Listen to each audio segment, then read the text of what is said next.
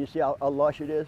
There's just something special about being out on a boat. This is Bayou Lutry. 72-year-old Captain George Ricks has been taking recreational fishermen out on this bayou for decades. But the type of fishing we have here for speckled trout and redfish, it's world class. The water, the grasses, it all looks the same to the untrained eye as Ricks guides the boat through areas called Hopedale Bay and Lake Amity. He knows this area as well as anyone and knows it's washing away. But you can see pieces of it, how it's breaking up. Well, you see, look at that piece that's sitting out there, that was all connected maybe last year. You're looking at one of the most environmentally sensitive and important areas in the United States, the southern coast of Louisiana, home to some of the richest seafood fishing in the United States: oyster, crab, fish, shrimp, you name it. But it is also an eco battleground.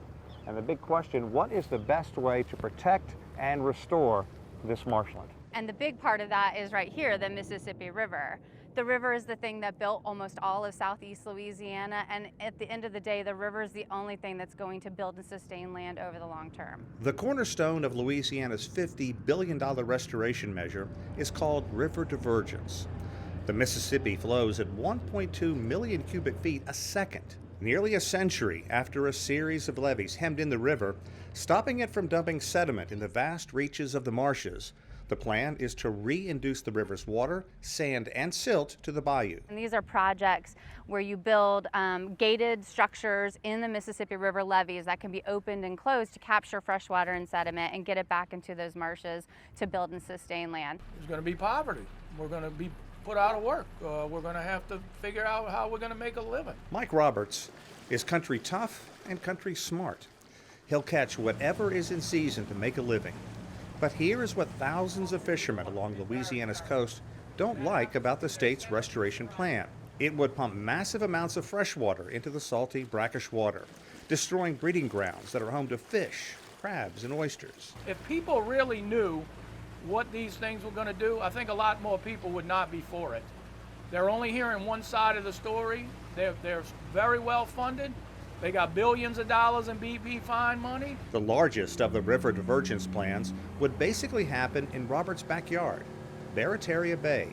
$1.2 billion is earmarked to open the levee not far from here. Much of the money for restoration is coming from the settlement from the BP oil spill in 2010. 11 workers died in the disaster. In all, 134 million gallons of oil fouled nearly 2,000 kilometers of shoreline. We live this every day. We're out here every day. We see what's going on. Listen to us. Instead of diverting the river, many along the coast would rather see it dredged and have the sand and silt pumped into the marshes. Well, we all agree. No one wants to save the coast more than the people that work and live on this coast. Nobody wants to save it more than us. But don't kill us in the meantime. Scientists say while it sounds great, the so-called pump and dump won't work over the long term. Unfortunately, here in Louisiana, because it's all built on wet, muddy delta sediments, it compresses over time. So the best day of your marsh creation project is the day you finish building it, and then it sinks. The coastal land is sinking, and scientists say climate change is leading to a sea level rise. Aside from serving as a nursery for a wealth of sea life, healthy wetlands add protection from powerful hurricanes. They're also a very important part of our natural storm buffer. Here in Louisiana, we are vulnerable to storms. In 2005, Hurricane Katrina claimed more than 1,800 lives and proved the levee system is not enough to keep the water out of New Orleans. Red is everything we lose. There's no question Louisiana has broad support for the multi-billion-dollar restoration plan.